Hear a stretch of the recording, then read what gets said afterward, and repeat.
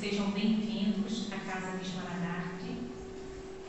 Pedimos aos benfeitores que atuam na casa que as reflexões trazidas pelo nosso querido amigo Tadeu sobre síndrome do pânico, elas possam nos falar no coração dos que aqui nos encontramos, encarnados e desencarnados,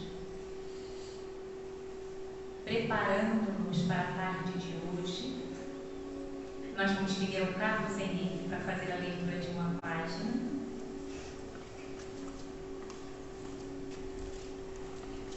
Boa tarde a todos. A página de hoje do Evangelho, como Espiritismo, capítulo 16, não se pode servir a Deus e a Mamon, item 4, Jesus em casa de Zaqueu. Tendo Jesus entrado em Jericó, passava pela cidade, e havia ali um homem chamado Zaqueu, chefe dos publicanos e muito rico, o qual, desejoso de ver a Jesus para conhecê-lo, não o conseguia devido à multidão, por ser ele de estatura muito baixa. Por isso, correu à frente da turba e subiu a um sicômoro para ouvir, porquanto lhe tinha de passar por ali. Chegando a esse lugar, Jesus dirigiu para o alto o olhar e, vendo, disse: Zaqueu, dá-te pressa em descer, porque preciso que me hospedes hoje em tua casa. Zaqueu desceu imediatamente e o recebeu jubiloso. Vendo isso, todos murmuraram a dizer: ele foi hospedar-se em casa de um homem de má vida. Entretanto, Zaqueu, pondo-se diante do Senhor, lhe disse: Senhor, dou a metade dos meus bens aos pobres, e se causei dano a alguém, seja no que for, indenizo com 4 tantos. Ao que Jesus lhe disse: esta casa recebeu hoje a salvação, porque também este é filho de Abraão, visto que o Filho do Homem veio para procurar e salvar o que estava perdido.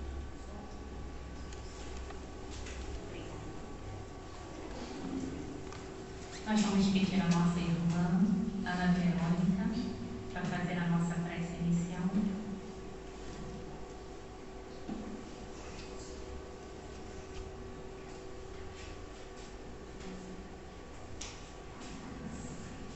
Mais uma vez, boa tarde, meus irmãos. Todos nós estejamos aqui abraçados, acolhidos pela espiritualidade amiga, num dia tão especial. Elevemos os nossos pensamentos um pouco mais, lembrando aquele que hoje é reverenciado praticamente no mundo inteiro, porque Jesus também é conhecido por aquele que venceu a morte. Então, com os nossos pensamentos elevados, primeiro vamos agradecer porque estamos aqui, reunidos, acolhidos neste ambiente tão amigo na casa de João Lagarde. Que essa nossa tarde, quase noite, possa ser muito proveitosa. O assunto tratado é muito sério, interessa a todos, mais uma vez nos conduzindo também ao autoconhecimento, à autoajuda, na certeza de que esta ajuda vem do alto, com muito carinho, com muito amor de Deus, o nosso Pai Criador. Que estejamos aqui todos imbuídos do mesmo pensamento, sermos pessoas melhores. Que a fraternidade, o amor, principalmente o amor de Deus, nos envolva e que possamos vibrar para que o nosso companheiro Tadeu seja feliz naquilo que preparou e vai trazer para nós, e que todos nós possamos fazer dos nossos corações solos férteis para uma manhã melhor. Jesus, o nosso mestre querido, que hoje é tão aclamado, tão falado, ser o domingo da Páscoa, esteja conosco e nós também. Muita paz a todos. Obrigado, Senhor, pelo teu imenso amor por nós.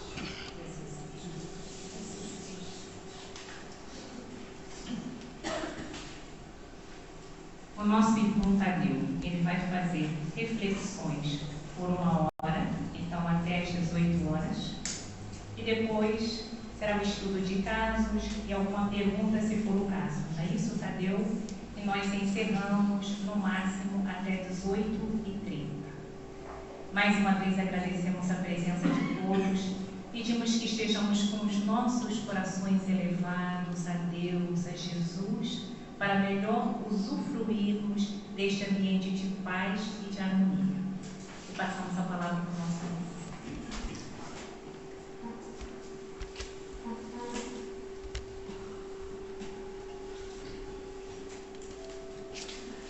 Muito boa tarde a todos os nossos queridos amigos, confrades. Que a paz do nosso Mestre Jesus nos abençoe em mais esta tarde de estudos. Agradeço a direção da casa pelo convite, a todos vocês que deixaram seus lares nesse domingo e vieram aqui para a gente conversar um pouquinho mais, né, sobre essas questões inerentes à nossa vida em sociedade, no nosso local de trabalho, nossa casa religiosa, em tantos lugares onde somos tocados pelas questões emocionais. A nossa fala dessa tarde procurará abranger um foco muito especial na parte científica, dentro do viés da medicina e da psicologia, da qual eu tenho formações, então posso falar sobre, e depois à luz da doutrina espírita. Por que eu pretendo dar um foco importante dentro dessa parte científica inicialmente? Como uma demonstração de muito carinho por todos aqueles de vocês que já passaram por isso. Porque só quem já passou sabe o que lhe acontece. Para que nós possamos tirar, e essa é a minha principal tarefa, porque as repercussões da doutrina espírita vocês podem ver em livros depois. Mas o meu objetivo principal é que nós possamos compreender o que é esse transtorno, como acontece, e tirarmos os medos, desmistificarmos que é fraqueza, que é falta de fé, que é descuido ou qualquer coisa nesse sentido. Porque nós veremos que é uma doença. Então, compreender os fenômenos nos ajuda muito, porque nos liberta. A fé é fundamental. A doutrina, a ciência também. Enquanto a religião nos dá a crença, a ciência ortoga a verdade. Daqui a um tempo, nós teríamos provado pela ciência como foi, por exemplo, a fecundação de Maria, que hoje nós sabemos. Saberemos se Jesus veio com um corpo carnal igual ao nosso ou um corpo fluídico. Saberemos se realmente um novo corpo, mesmo que morreu e ressuscitou, ou era um corpo materializado. A ciência nos dará essas respostas, porque ela está junto com o conhecimento. E sabem vocês por que a doutrina espírita se baseia também na ciência? Nós temos o tripé, da ciência, da filosofia e da religião. Por que será que a ciência está junto? Vocês já pararam para pensar?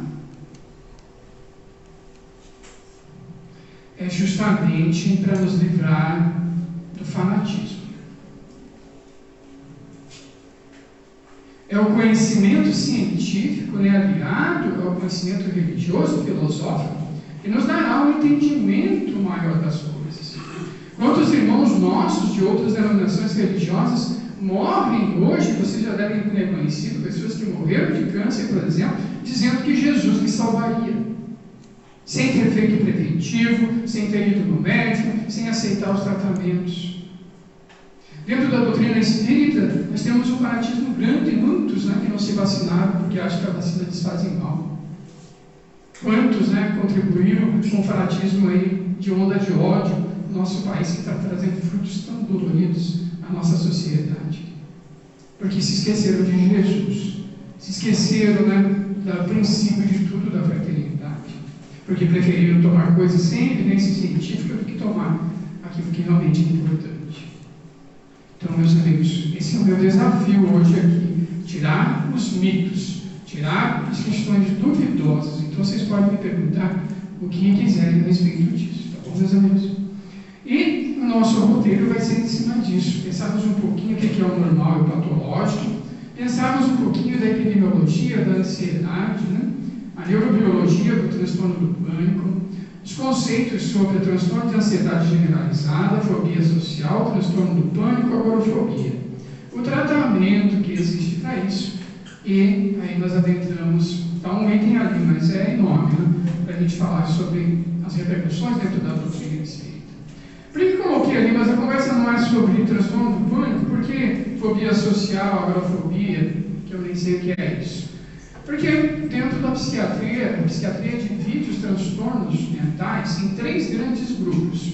Os transtornos depressivos, né, cuja depressão é o carro-chefe, todos nós conhecemos. Os transtornos psicóticos, cuja esquizofrenia é um dos modelos que está a repercussão dessas síndromes.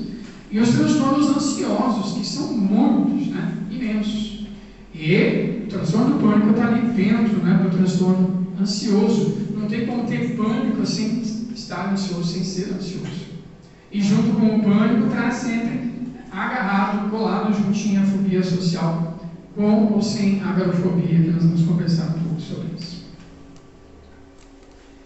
E o que é, então, um transtorno psiquiátrico? Quando nós falamos sobre isso, o que é a psiquiatria, nós vamos pensar que o normal simplesmente é a metade daquela curva de Gauss que eu falei na outra palestra. Uma ondazinha, né, no meio dela, a parte mais alta do pico, é o que se considera normal. E o patológico é o que está à direita ou à esquerda daquilo. Ou seja, o que foge da grande maioria. Muitas, né, das coisas que hoje são consideradas doenças mentais, transtornos psiquiátricos, psicológicos, no passado essas pessoas eram referenciadas como pessoas que conversavam com os deuses, como pessoas que traziam informações muito importantes. Por isso que os transtornos psiquiátricos, psicológicos, estão muito associados a essas questões, né, sociais, ambientais, econômicas e culturais. Mas para nós definirmos, então, diante disso, o que é realmente um transtorno psiquiátrico ou não, já que se associa a todos esses contextos, nós precisamos entender, responder uma pergunta. Há sofrimento psíquico? Sim. Se há um sofrimento psíquico agora, nós estamos diante de um transtorno emocional. Esse transtorno, esse sofrimento, traz limitações ao indivíduo no dia a dia? Será que a ansiedade, o transtorno do pânico, traz limitações para a gente no trabalho, nos estudos, nas relações pessoais, na família? Traz, né? É imenso, né? E isso é crônico, ou seja, é algo que aconteceu uma vez na vida, esporádico, e não aconteceu mais, ou é algo que acontece com regularidade na vida dessa pessoa? Se nós nos enquadramos dentro de um item desses, já está caracterizado o transtorno psiquiátrico, tá? E normalmente todos eles estão em conjuntos, acompanhados uns dos outros nessa situação. A epidemiologia no Brasil, né? Eu coloquei aqui uma imagem de um cérebro tentando representar esses diversos fiozinhos para você poder entender as várias vias que existem no nosso cérebro de comunicações neuroquímicas. Cada um desses fiozinhos tenta representar ali o axônio, né? Que é a perninha do neurônio, que se conecta às outras estruturas, e são várias vias, como aqui do corpo caloso, que distribuem informações para o nosso cérebro, que concatenam uma com a outra de formas muito importantes. E o Brasil, né, cortou um pouquinho ali, é o país com a maior taxa de transtorno de ansiedade. Isso quem nos diz é a OMS.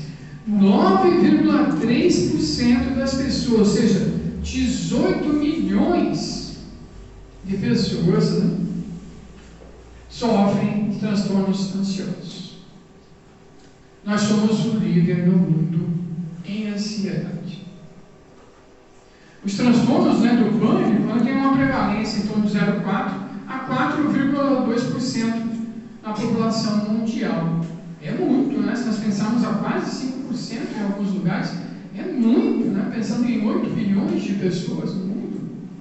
Prevalência, né, de 5 a 8% da atenção primária. Lá nas unidades de saúde, a gente atende muito, né, as pessoas com transtornos emocionais. É muito, muito comum.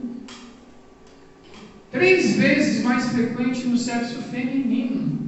Né? Desse que dizem que é o sexo frágil, mas nada de frágil, né? Só quem passa e que sabe das coisas é que pode entender isso. Fruto muito ainda isso da questão cultural, dessa herança negra, né, do machismo e uma herança trágica também que o feminismo radical traz hoje à nossa sociedade, porque nos vem entre 2 litigantes, né, um briga com o outro, e não, nós somos gente, né?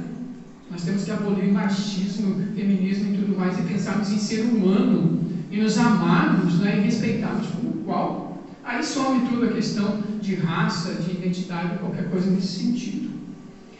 Mais prevalente em indivíduos com menor escolaridade, né? Geralmente, então, aqueles indivíduos que às vezes não conseguem buscar os recursos acadêmicos que lhes propiciam melhores empregos, um conhecimento diferenciado das situações à sua volta, o desenvolvimento de estratégias de enfrentamento mais eficazes. Por não terem esses recursos, muitas vezes presos aos vícios também, às situações de violência, acabam adoecendo bem mais.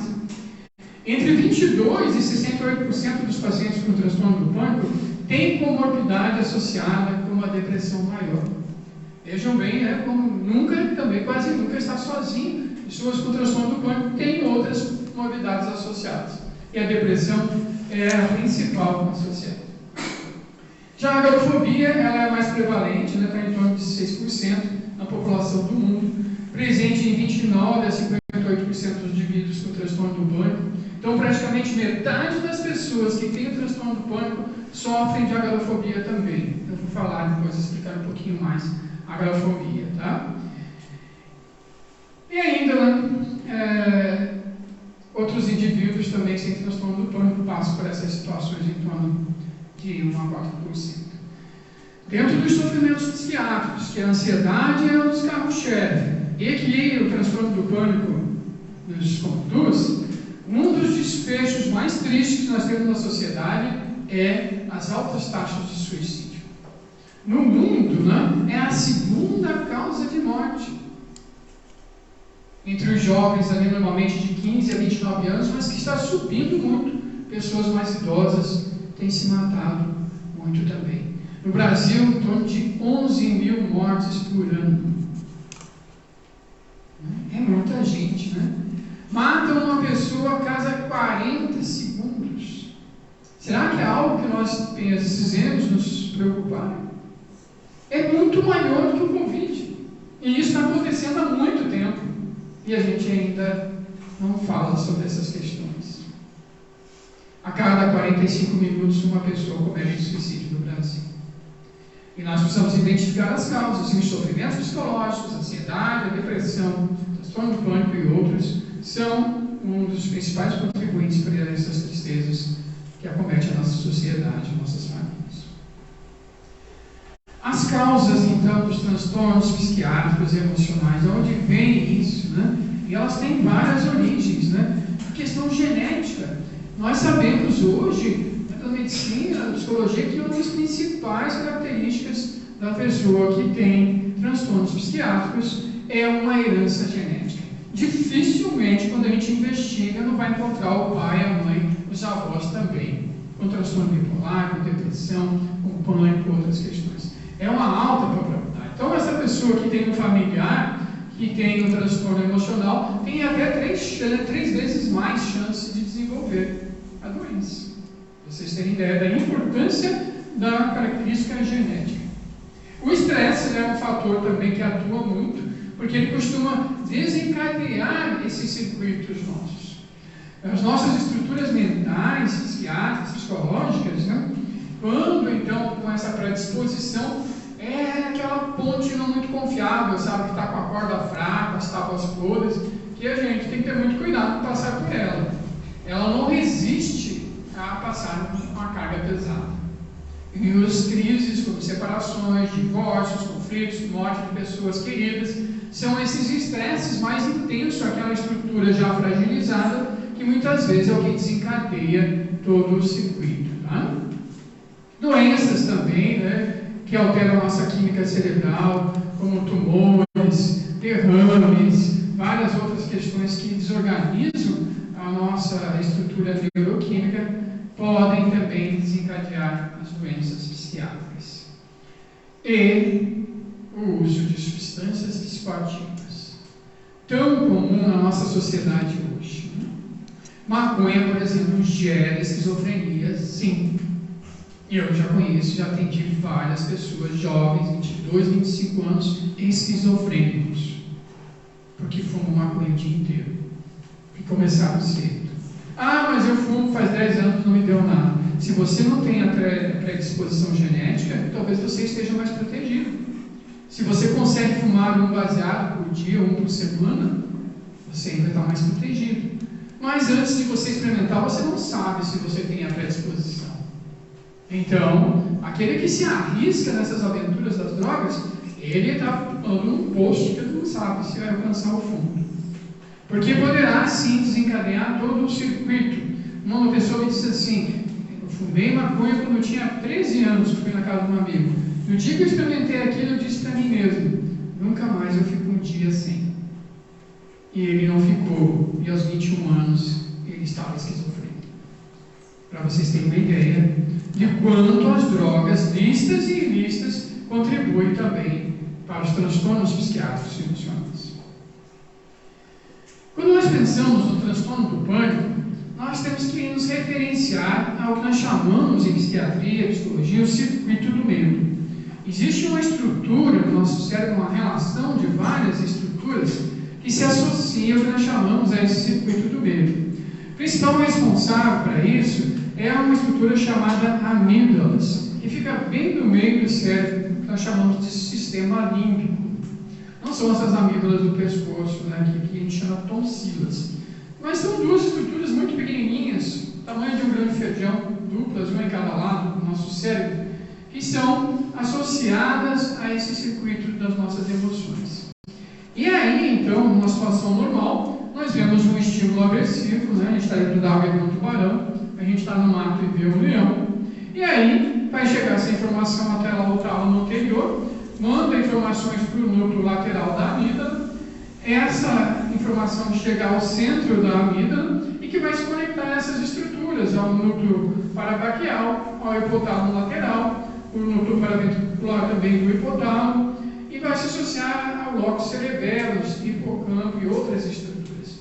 E é aqui, né, no hipocampo, que nós guardamos as nossas memórias. Então imagine, se eu já vi um leão, se eu sei o perigo dele, eu dou de cara com ele, na hora eu me desespero, vai ativar todo o meu circuito do medo, vou sair correndo. Mas imagine uma criança, sei lá, um bebê, 1 ano, 2 anos, nunca viu um leão, não conhece, você solta ela num parque lá, ela vai lá querendo puxar as barbas do leão, porque ela não tem essa memória gravada lá no hipocampo, que aquilo é um estímulo aversivo. Então, essas estruturas se conectam e vão ativar lá, por exemplo, o aumento da respiração. Quando nós estamos com medo, a gente começa a ficar taquipeneiro, começa a respirar muito ofegante, não é assim? Quando nós estamos nessa situação, a gente ativa o sistema nervoso autônomo, nossas pupilas se dilatam para captar mais luz, né? Há uma repercussão também neuroendócrina, vai liberar adrenalina na corrente sanguínea, vai fazer o nosso coração bater rápido, vai ataque cardíaco. Junto disso, né, liberarão cortisol também, que são substâncias hipoglicemiantes para dar mais energia para nós.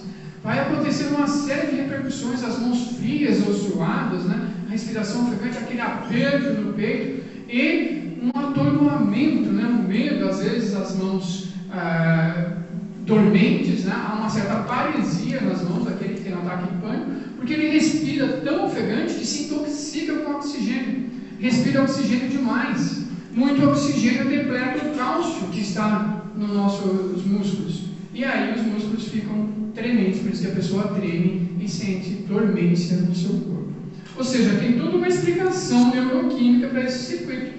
Mas a Deus não é nenhum leão, nenhum tubarão que eu vejo. Vem do nada. Do síndrome do pânico, o transtorno do pânico, o ataque do pânico, sim. Geralmente, né, essa situação acontece espontaneamente, acordado ou estando dormindo, sem que haja esse estímulo, né, do perigo, e que a ciência não sabe explicar ainda o porquê disso.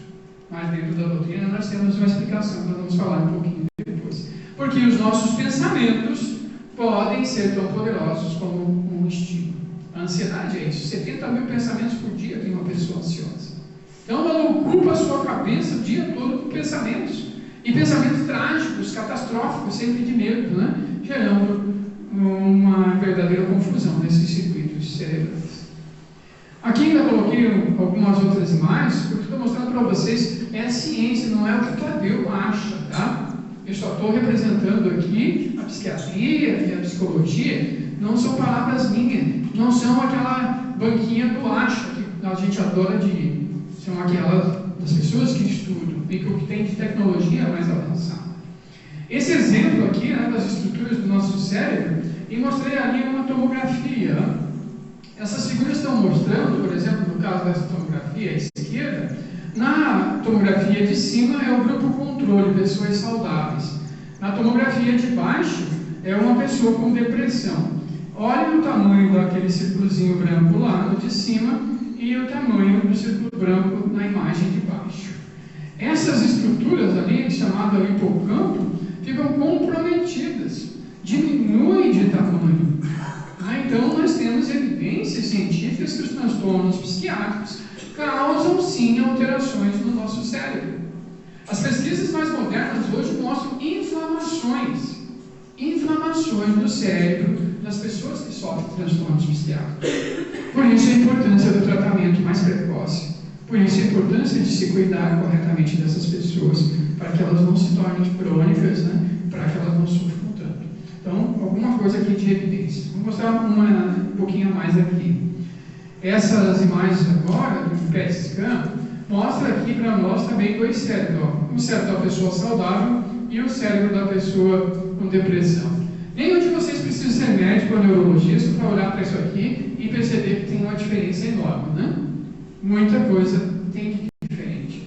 Então, essa área aqui mais da esquerda do paciente está quase hipoativa. Só uma regiãozinha aqui no núcleo da base mais ativa, que se acende. Olha a outra lá como está bem mais iluminada. Ou seja, há uma hipofunção na estrutura cerebral desse indivíduo. As conexões, as sinapses, as trocas neuroquímicas diminuem e muito, né? Caracterizando uma doença terrível. E acontece o mesmo nas informações das ansiedades e nas síndromes de pânico, por exemplo. Eu trouxe aqui alguma imagem para tentar mostrar um pouquinho mais claramente a vocês. Olha aqui essa árvore, né? Tentar imaginar esses galhos das árvores como os neurônios e os axônios dos neurônios lá no nosso cérebro. E agora olhem essa outra. É mais ou menos isso que acontece. A doença, o estresse seguido, vai matando os neurônios, vai inflamando os neurônios, vai diminuindo a capacidade de conexões entre eles, de causar as sinapses, que repercute ainda mais no agravamento daquele transtorno, se tornando um crônico e trazendo muito maiores dificuldades depois para a gente conseguir tratar isso ou reverter isso. Ok? Nessa imagem aqui que eu coloco para vocês, ali é o que nós chamamos das sinapses.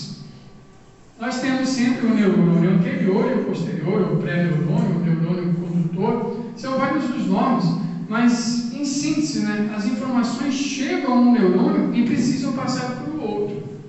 Os neurônios não se conectam fisicamente um ao outro, eles estão próximos uns aos outros, como aqui, ó. Nós chamamos isso aqui de fenda sináptica, que é o espaço entre um neurônio e o outro.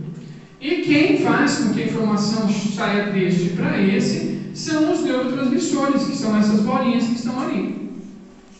Na esquerda, vocês vejam que tem bem mais bolinhas lá. No da direita, tem menos. Isso é uma das principais características do transtorno psiquiátrico emocional.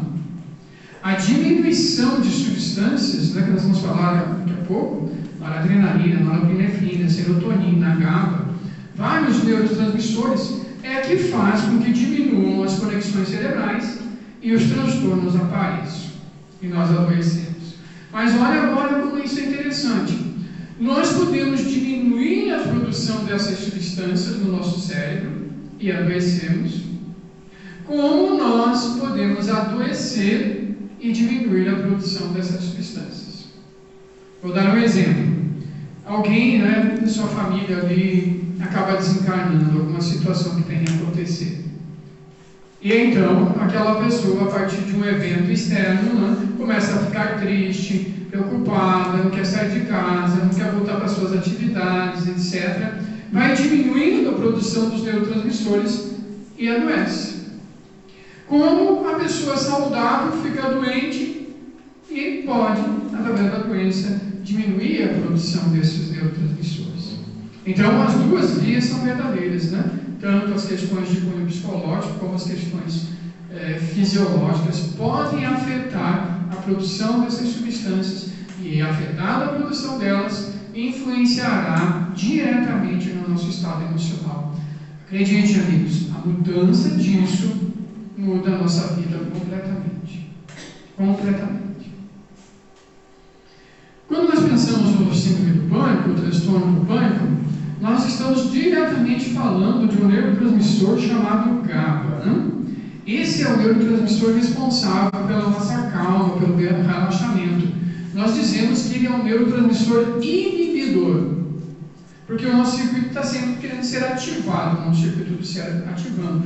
E o GABA inibe aquele que está ativado. O que faz com isso? Que nós não funcionemos de uma forma intensa, ou mais ou menos assim, isso aqui que controla o 220, para a gente tentar ter uma ideia. Se ele não funciona, nós entramos no 380.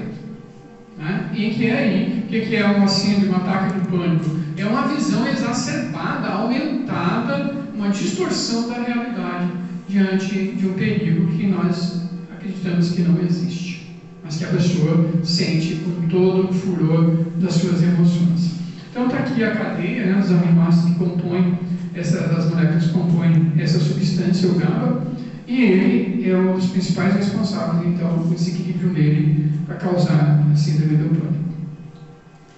Assim como em outras estruturas, a depressão, a ansiedade, vai ativando outras estruturas do nosso cérebro, liberando o cortisol, vai ativando o nosso sistema simpático também, ali libera catecolaminas, libera citocinas inflamatórias, vai desenvolvendo no indivíduo uma resistência à insulina, e vai gerando, por exemplo, o diabetes tipo 2.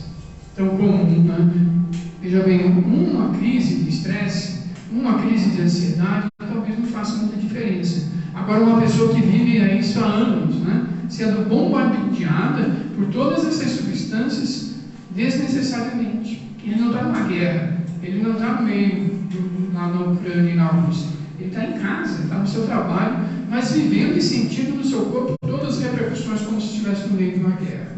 Vai acabar somatizando e adoecendo. O sistema límpico, então, está aqui uma representação dele, vai influenciar diretamente a produção de colesterol, a liberação de acetilcolina, nossas suprarrenais vão funcionar exageradamente, liberando catecolaminas, contribui para a criação de placas nas nossas artérias, gera arteriosclerose, nosso coração acaba sendo também atingido, há uma contrição muito grande das artérias, gerando isquemia cerebral, gerando isquemia miocárdica, causando problemas no nosso coração e tantos outros. Então, outra verdade que muitas pessoas infartam sobre um efeito de uma emoção muito intensa, Por quê? A artéria lá, a coronária dele já está aqui, olha, 80% obstruída. E quando ele sente um forte fator emocional, há uma constrição, um fechamento ainda mais acentuado dessa artéria. Quando isso acontece, bloqueia a passagem de sangue, não se chega oxigênio e nutrientes no miocárdio, a pessoa infarta. Ele já está ali, não é uma pessoa que estava saudável, já é alguém que foi levando essa carga ao longo do tempo. E para a gente ter uma ideia, olha só aqui essa questão de dois quadros comparando aqui a depressão e a ansiedade. Como eles se sobrepõem em termos de diagnóstico de sintomas. Vejam bem a fadiga, a dificuldade de concentração, né? A ansiedade está ali no meio, o estresse, as outras questões associadas ao sono, tão comum, né? A associação ao sono, e outras questões, a perca de apetite, de sono, perca de peso, culpa, né? E tantas outras coisas que nós trazemos para nós. Estão muito associados um ao outro esses sentimentos, tanto no transtorno da ansiedade, como no transtorno depressivo e depressivo maior. E aqui, eu quero deixar um pouquinho para vocês verem aqueles neurotransmissores que eu falei para vocês. Né? Essa nós chamamos a sopa química, né? As estruturas químicas que são responsáveis por nossas emoções. Para Deus quer dizer que hormônios são responsáveis por nossas emoções? São. Olha ali a dopamina, né? Então, comemorar, ser grato, fazer exercícios físicos faz com que a gente produza a dopamina. E a dopamina vai resultar, né, na redução da ansiedade, melhora o nosso ânimo, dá mais energia, dá mais motivação. A dopamina está muito associada aos vícios. Lá, no circuito do nosso cérebro chamado nucleo accumbens, tem uma estrutura chamada sistema de recompensa, em que nós muitas vezes viciamos ele de dopamina, quando nós comemos todos aqueles doces, todos aqueles chocolate, né? Também a bebida alcoólica, o cigarro, qualquer uma dessas drogas.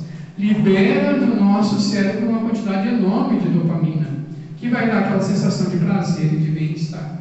O problema é que se tem muita substância, cria-se novos receptores, mais receptores para colher, está sobrando. E quando não tem, esses receptores ficam, entre aspas, com fome, que é o que gera todos aqueles sintomas de aumento da ansiedade, de dificuldades para a pessoa só pensa em beber, só pensa em comer o chocolate ou açúcar para poder se estabilizar de novo. Gera um circuito, né, em feedback que não tem fatores, né, de alívio enquanto não se enfrentar de uma forma ativa isso tudo. E a serotonina, ela é responsável então pelo nosso bem-estar, reduz os nossos maus hábitos, aumenta a nossa capacidade de decisão, é a substância associada à felicidade, ao bem-estar. Como é que a gente pode produzir ela? Sendo otimista, ver o lado bom das coisas, né? Ter fé, confiança, tudo isso ativa esses circuitos produtores dessa substância e nós seremos beneficiados então pela serotonina. Melatonina, né? Muitos de vocês devem já ter ouvido, já usaram essa substância para tentar dormir. Né? Nós podemos produzir ela, por exemplo, tomando um pouco de sol, né? Através da pele, vai a informação do cérebro. Ela melhora a nossa qualidade de sono. A produção de melatonina está associada ao nosso sono. Dentro de um circuito normal, o dia chega, que é a diminuição da luz solar, os nossos olhos percebem a mudança da luz, manda informações aqui para o nosso córtex occipital, que manda informações lá para outras estruturas da glândula pineal, e na glândula pineal começa a produção da melatonina. O que acontece hoje? Nós temos a luz elétrica, né? As pessoas ficam com as luzes acesas mais tempo. Pior ainda, aquele celular enfiado na tua cara a toda hora, enquanto você vai dormir, vai na cama, você está com o celular mandando luz para os teus olhos. Lá na cama você assiste televisão, você olha no celular, você come, você faz mil coisas, né? E aí depois, agora eu quero dormir. Mas aí o teu corpo não sabe, né? Bem, eu estou aqui na cama para ler, é para assistir televisão, é para comer, não é para dormir. Nós estragamos o nosso sono, aí temos que buscar melatonina e, pior ainda, né, os benzodiazepínicos que nós vamos falar depois. Noradrenalina, né, também muito importante, ela reduz o nosso estresse, melhora o nosso foco, a nossa capacidade de tomar decisões, de racionalizar, ela é importante também. Nós podemos produzir ela com massagem, exercícios físicos. A ocitocina, né, falando das mães, né, que são situações que dão bons momentos para nós, sentimentos de amor, uma conexão mais profunda, né, é o que faz com que o leite da mãe flua, né, quando o bebê chora, por exemplo. Como que a gente melhora? Quer liberar a ocitocina? Dá um abraço em alguém, assim, bem gostoso. Você vai liberar ocitocinas também, a troca de afetos, de carinho que a gente faz com o bichinho de estimação, com as pessoas à nossa volta. As endorfinas, né, são liberadas então pelo sexo, pelo chocolate, pelos risos e o nosso contato com a natureza. Olha só que interessante, né? Essas substâncias vão reduzir a dor, reduz a depressão, aumenta a nossa sensação de felicidade, de bem-estar. Nós temos opioides naturais em nós, substâncias que fazem a gente se sentir bem quando a gente está em lugares, em situações como essa. E finalmente, né, o famigerado GABA, né, que reduz a nossa ansiedade e aumenta a nossa capacidade de relaxamento. Como que nós podemos ter ele, né? Comer castanhas, né? Ter um foco em meditações, em respiração, em contemplação, em atividades e exercícios que nos aquiete, nos asserenem. Então, entramos agora, feita essa introdução dos circuitos neuroquímicos, que eu espero que tenha ficado claro para vocês a importância disso nas nossas emoções, nós vamos falar rapidamente um pouquinho sobre essas emoções. A primeira delas, a ansiedade, ataque, transtorno de ansiedade generalizada. Eu me preocupo com tudo o tempo todo. Né? Alguém se identifica com isso? Tão comum, né, no nosso dia. Quais são os critérios, né, para a gente poder entender esses transtornos? Né? É ansiedade, preocupação com diversos eventos. Né? A pessoa se sente responsável no trabalho por tudo. Ela se preocupa todo momento com a sua saúde, com a saúde dos seus filhos, das pessoas que gostam. Ela se preocupa com as contas, não sabe se vai conseguir pagar as contas no final do mês, se vai dar isso, aquilo. Ela se preocupa com a saúde dos membros da família, com todo mundo, né? Se preocupa com os filhos, o filho sai, vai viajar, vai passear, está ligando toda hora, quando é que você vai chegar, onde é que você está, você já veio, demora um pouquinho, meu Deus do céu, aconteceu alguma coisa ruim com o marido, aconteceu alguma coisa com os filhos. Sempre prevendo algo ruim, nós chamamos catastrofizando. Esses são os filhos da ansiedade generalizada. O quadro é diagnosticado por nós, né, dentro da medicina, quando esses sintomas têm pelo menos 6 meses. Eita Deus, 6 anos é pouco para mim. Então, você está com um quadro de ansiedade generalizada. Né? A gente tem lá no critério DSM-5 alguns itens, né, que eu resumi ali: estado de inquietação, de fragilidade, irritabilidade, diminuição da concentração, tensão muscular, perturbação do sono. 3 daqueles ali, já fecha o diagnóstico para transtorno de ansiedade generalizada. Então, algo tão comum em nossos dias, né? Porque o Brasil é o país mais ansioso do mundo. E se nós somos os mais ansiosos, nós tendemos a reproduzir esses comportamentos, influenciando os nossos filhos, influenciando as pessoas à nossa volta, e piorando ainda mais esse quadro. Junto com a ansiedade generalizada, pode vir esse quadro aqui de fobia social. O que é a fobia social? É o medo de pessoas. É o medo de contatos, né? Aí eu aponto onde você fala aqui para vocês, no final dessa fala aqui, eu vou escolher 5 pessoas para ficar em pé e fazer um resumo para mim do que aprendeu. E aí? Meu Deus do céu, daqui a pouco sai um de fininho aqui, sai outro e a sala fica vazia, né? É aquele que se senta lá no fundo da sala, né, que põe o boné, esconde a cabeça, que o professor não vê. É aquele medo de se expor. Há uma autoestima baixa e um medo de um julgamento muito grande do outro, que desenvolve o que nós chamamos de fobia social. Falar em público é o representante talvez mais forte disso tudo, o quanto é difícil. Né? Os critérios são esse medo e ansiedade acerca de situações, né, sociáveis, envolve uma função cognitiva, porque o indivíduo sempre catastrofiza. Ele acha que se ele for falar aquilo que ele aprendeu, os outros vão rir. Ele não vai saber falar. E vão achar que ele é boba, que ele é bobo. Se sente, então, visado, olhado, como se a pessoa estivesse nua aqui na frente de todos, para você ter uma ideia. O nível de sofrimento que gera. Né? O coração dispara, né? A respiração fica ofegante, dá um branco, trava. Estudei, e aí fui lá fazer aquela prova. Chegou na hora da prova, esqueci tudo, não lembrava nada, ficava olhando para a prova olhando para mim, e não saía nada. Né? E aí, saindo da prova, de todas as coisas. Porque você, ativando o circuito do medo ali, você corta as conexões com o córtex pré-frontal, que é onde toma as decisões, que é onde acessa as informações de memória. E aí você não consegue resolver uma situação. As interações, então, como manter uma conversa, encontrar pessoas familiares, sentir-se sendo observado, né? Muitas pessoas têm dificuldade imensa de comer na frente de outras pessoas, né? Porque acham que as pessoas vão olhar, vão dizer que ela está exagerando, que come errado, alguma coisa assim. Outras situações de desempenho, como eu falei, de apresentar alguma coisa em público, fazer palestras ou apresentações. Essas pessoas tendem a agir de uma forma, né, que demonstre ansiedade. Aí essas situações todas procuram ser evitadas, porque o principal comportamento de nós seres humanos chama-se fuga e esquiva. Nós fugimos de tudo aquilo que a gente acha que não vai estar bem. E nos esquivamos daquelas situações que nós já passamos e que a gente também acha que não foi bem. Vai gerando esse medo intenso, e é um medo desproporcional. Então a ansiedade aumenta imensamente, né? E aquele medo também presente, aí a pessoa diz, tá bom, não vou. Ela decide não ir. Quando ela decide não ir, a ansiedade diminui. Só que aqui tem um problema. Sabe o que é? O medo vai aumentar cada vez mais. Cada vez que você fugir de uma situação aversiva para você, a próxima vez vai ser mais difícil conseguir.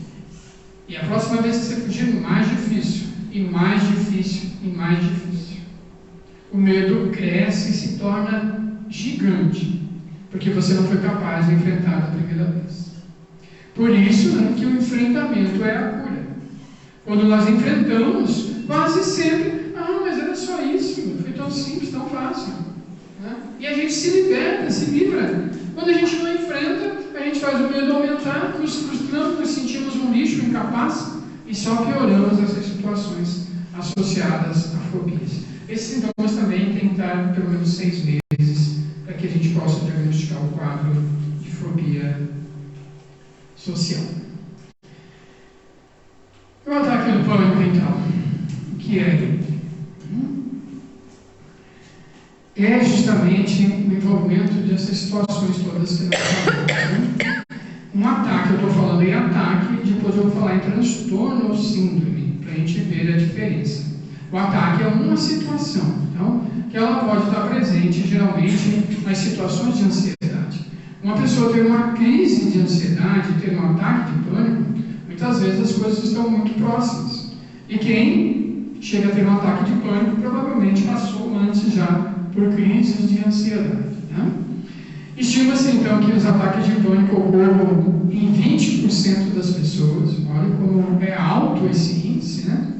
E o transtorno do pânico tem uma prevalência ao longo da vida, né, bem mais baixa, de 3% a 5%. Então, um ataque de pânico, a gente pode ter um ataque de pânico e nunca mais tê-lo. Mas algumas pessoas desenvolvem a recorrência que vão chegar a sofrer, então, do transtorno do pânico. Quase sempre associado a outros transtornos mentais, o transtorno depressivo, o de estresse pós-traumático, transtorno por uso de substâncias, que nós falamos lá também. E ainda associado a outras condições médicas, como alterações cardíacas, respiratória ou do trato gastrointestinal. O que é esse ataque do pânico? Ele é um surto, né? uma coisa abrupta de medo ou de desconforto intenso, que alcança um pico em minutos e durante o qual ocorrem 4 ou mais dos seguintes sintomas.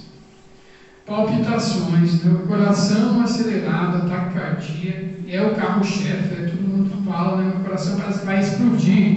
As pessoas chegam muito lá nas unidades de saúde, nos prontos de atendimento, dizendo que estão morrendo, vão morrer no coração. Né? E elas acreditam, sinceramente, que vão ter um ataque.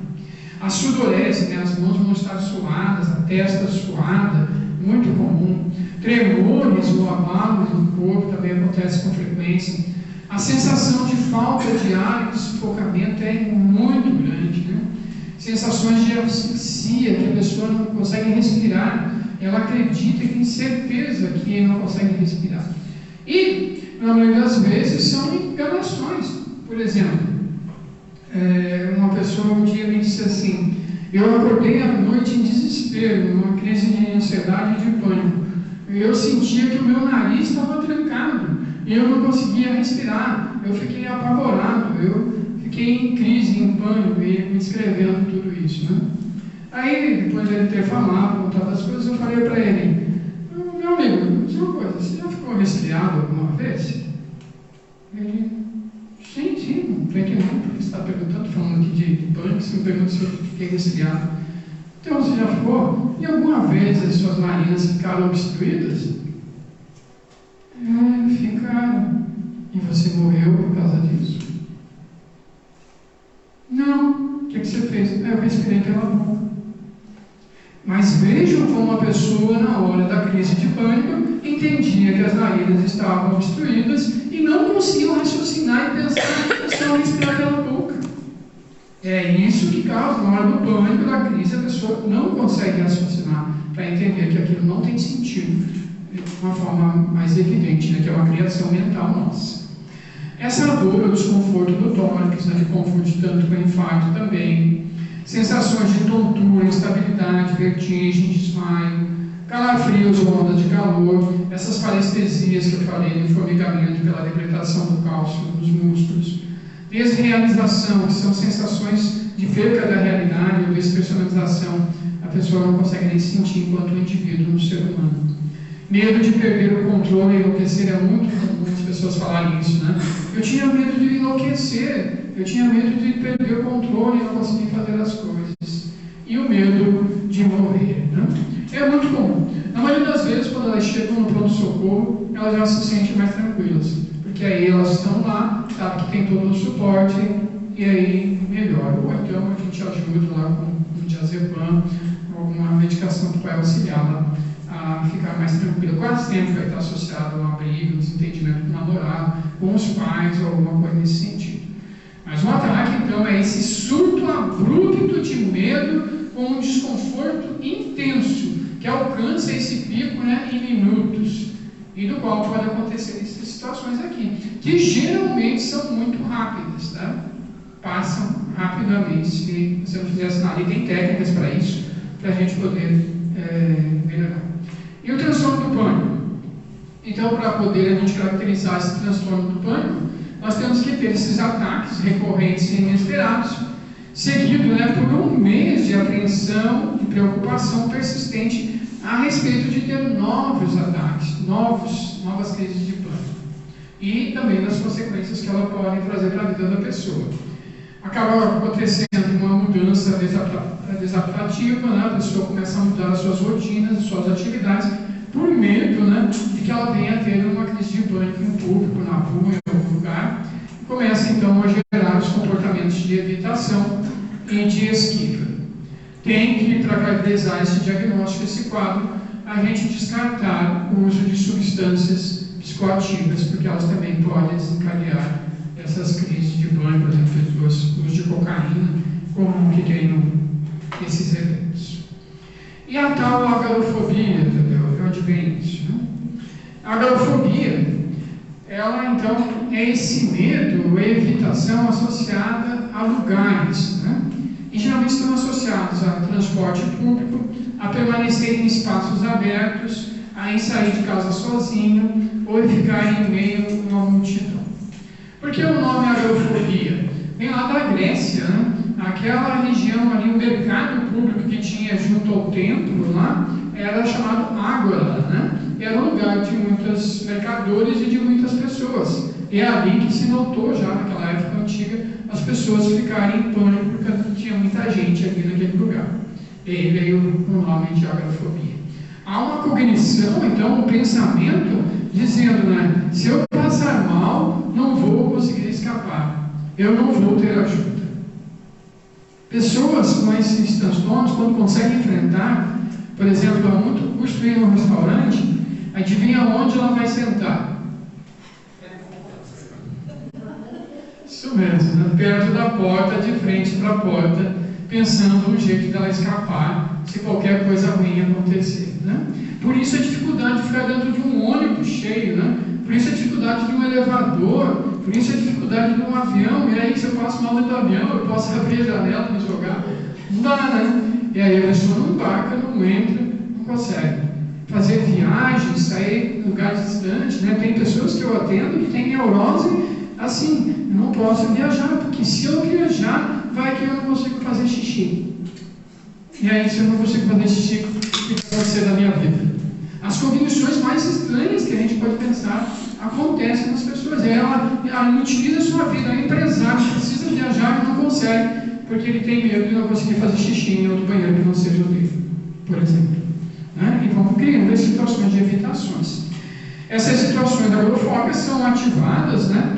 E daí a gente começa a evitar. E vai requerendo sempre uma companhia, ou são suportadas de um medo intenso, né? Aumentando muito a ansiedade. Gera problemas sérios, né, de relacionamentos com casais, por exemplo, com as pessoas que querem sair. Essa pessoa costuma ir se fechando dentro de casa. Tem muitas pessoas que eu já atendi, 2 anos, que não saem de casa, por exemplo. Né? Vai se escravizando, porque cria uma falsa ideia. Eu tenho medo de me dar um ataque de pânico ali no portão. Então, se eu não saio mais daqui, eu nunca passo do portão, não me deu um ataque de pânico. Então, não deu porque eu não saí. Olha só o erro cognitivo. Mas não ia dar de qualquer jeito nenhum, só que ele não testa.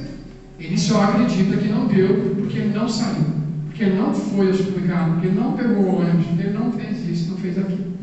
Por isso, né, que a gente precisa trabalhar nisso, psicoterapia, as técnicas de enfrentamento progressivas, né, aos pouquinhos, e levar essas pessoas a começarem a retomar a autonomia de suas vidas, não dependendo de tudo, né? Até as coisas do supermercado tem que pedir para outras pessoas trazerem. Então, esse medo, essa ansiedade, essa esquiva persistente, gerando também, geralmente, 6 meses para a gente caracterizar esse quadro, tá? Os sintomas da agorafobia, junto com o pânico, estão muito associados, né? Também sintomas outros incapacitantes, e é muito comum, né, a gente ouvir, junto com esse medo, vem vômitos, vem sintomas intestinais, diarreia, vem também nos idosos, né, o medo dele cair, de ter tremores. As crianças têm essa sensação de desorientação, de estar perdido. Então, além do medo e da sensação ruim, a pessoa, mas e aí se eu vomito lá no meio do restaurante, lá no shopping, né? E se me dá uma diarreia lá, daí eu vou achar um banheiro? Fica sempre pensando no pior e imaginando que não vai conseguir. E aí vai evitando as diversas situações. Nos aproximando dessa parte, já finalizando ela. Como que a gente trata, então, essas situações de medo, de ansiedade, de pânico, etc. Nós temos aqui os 4 pilares fundamentais para nós tratarmos isso. A psicoterapia, as questões da psicofarmacoterapia, a atividade física, que ajuda muito, muito mesmo, e as questões da espiritualidade, né? O desenvolvimento da espiritualidade em nós. Nós falamos, né, dos neurotransmissores lá da serotonina, da noradrenalina, do GABA.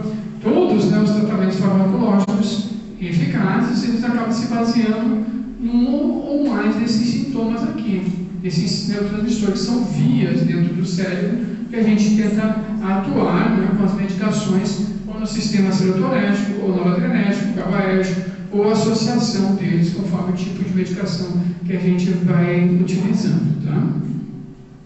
Já que é associado ao circuito do medo, as medicações antipânico, elas acabam atuando nesse centro lá de controle das amígdalas, que eu falei do circuito do medo, e reduzindo as repercussões dela no nosso corpo. Por quê? Imagine que você tem um alarme ali da sua casa, do seu carro. Lá na sua casa você quer que o alarme dispare quando entra um ladrão, né? Alguém invade sua casa ou o seu pátio. Agora imagine que o seu alarme da sua casa fica disparando toda hora por causa de um passarinho, por causa de um mosquito. Aquele alarme vai ficar disparando toda hora e não há um perigo real. O que acontece nesse circuito do medo é isso. Há uma hiperativação por causa da deficiência desses neurotransmissores. E ele dispara frequentemente sem que tenha um estímulo aversivo real.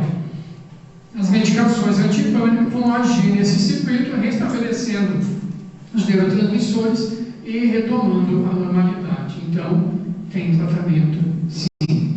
A psicoterapia vai para ajudar a pessoa a aprender técnicas de enfrentamento, a ir aprendendo a conhecer as suas emoções, perceber os sinais que vão acontecendo no seu corpo antes de ter a crise. E quando perceber, já praticar um exercício de respiração, já trazer um pensamento mais ativo, conseguir fugir do tudo ou nada, porque a pessoa ansiosa, ela diz, eu consigo ou eu não consigo. Ela não consegue entender que ela pode progredir uma parte só daquilo. Eu não consigo ir lá na igreja da glória. Tudo bem, então eu não vou. Vai até ali na esquina, então, hoje. Né? E é muito para você. Você ganha um 10 para ir até na esquina. Amanhã você vai mais um pouquinho. Mas ela logo pensa, eu não consigo ir lá, então eu não vou em nada. E a terapia ajuda nesse sentido. A medicação diminuindo a sensibilidade desse sistema. A terapia nos trazendo técnicas e formas de enfrentamento, técnicas de respiração e de relaxamento, que diminui a produção desses hormônios que são prejudiciais e libera esses hormônios que são úteis para nós. A prática da atividade física liberando endorfinas, substâncias, né, que trazem bem-estar, sensação de comodidade, de relaxamento, né? E a espiritualidade que nos faz conhecer outras coisas além disso, nos motivos reais desses sintomas, dessas situações, das quais nós vamos falar daqui a pouquinho. Dentro da classe de medicações, os clássicos que nós utilizamos é o que nós chamamos de inibidor seletivo da recaptação de serotonina e inibidores seletivos da recaptação de serotonina e noradrenalina. Então, tão conhecidos aqui, a fluvoxamina, paroxetina, citalopram, escitalopram, fluoxetina, sertralina, e os inibidores duais, que nós chamamos, que é a venlafaxina, venlafaxina e a duloxetina. Esses últimos aqui, mais modernos um pouquinho, atingem as duas vias, serotonética e noradrenérgica. Meus queridos, isso aqui pode mudar a sua vida completamente para melhor. Essa é uma das coisas que eu quero insistir com vocês. Tirem esses mitos de que quem toma remédio é fraco, é incapaz, é doente, não pode trabalhar no grupo mediúnico, não pode dar passe, não pode ajudar na casa espírita. Acho que vocês entenderam, né, que o circuito lá no cérebro está prejudicado. Há uma diminuição de neurotransmissores, de substâncias que mantém, nós chamamos de homeostase do nosso circuito emocional. Então, se nos falta, nós precisamos recompor isso. Por questões genéticas, por questões de saúde, por questões espirituais. As situações são várias. Mas Deus, então, usa a ciência para nos acolher e nos ajudar. E essas medicações, sendo utilizadas, não causam dependência nenhuma delas. Né? Reações são mínimas, às vezes nada, e mudam a sua vida. Eu costumo dizer que é como se você tivesse acostumado a andar com um saco de cimento nas costas. E você acha que a tua vida é carregar um saco de cimento. E acostuma com aquilo. Você está se arrastando, mas acredita que aquilo é assim mesmo. E o que eu mais vejo, né, é fugir das medicações como o diabo da cruz, sendo que ela vai te salvar. Você foge justamente do que pode te ajudar. Claro, sempre importante junto com a psicoterapia, sempre importante junto com a prática da atividade física, e se a gente puder trazer a espiritualidade, melhor ainda. Há possibilidade de a gente tomar só um tempo e depois deixar, dependendo do quadro. Mas se você já deixou tornar crônico, se o teu cérebro inflamou todo e agora cronificou, não tem mais recurso. Você vai precisar repor de uma forma de fora. É assim como para a gente andar de carro, a gente tem que pôr gasolina num tanque, a gente aceita isso. Nós não aceitamos, né, uma medicação psicotrópica. Estamos com uma dor no joelho, a gente aceita anti-inflamatório, mas não aceita uma medicação psicotrópica. A outra classe que nós chamamos de tricíclicos, como a imipramina, clopramina, nortriptilina, amitriptilina, são medicações um pouco mais antigas, também ajudam. Depressões, ansiedades resistentes, elas podem ajudar. Síndrome do intestino irritável, a nortriptilina pode ajudar bastante, conforme o caso, né, é analisado. E ainda, para a gente finalizar aí, os famosos, né, benzodiazepínicos, Rivotril, clonazepam e diazepam. Há quem diga que essas medicações deveriam ser colocadas na caixa d'água, que aí já resolvia a vida de todo mundo. Assim como flora e outros colocaram isso. pelo número de pessoas hoje literalmente viciadas nessas substâncias. É muito grande, muito grande. Mas, para o ataque do pânico, sim, é importante, ele pode te ajudar. São substâncias que têm uma ação rápida, né? E que a gente associa normalmente com os antidepressivos. No momento de crise, de mal-estar, ela tem uma ação rápida. Medicação que você pode pôr embaixo da língua, tomar um comprimidinho, e traz o bem-estar. Mais comuns, né? O clonazepam, prazolano, lorazepam, diazepam. Que, para o transtorno do pânico, para essas situações, são bem-vindas. Não deveriam ficar para a gente dormir, né? Não deveria estar aumentando a dose, tomando 10 mg, 20 mg para dormir. Esse é um descuido que vai trazer depois uma conta, vai cobrar uma conta.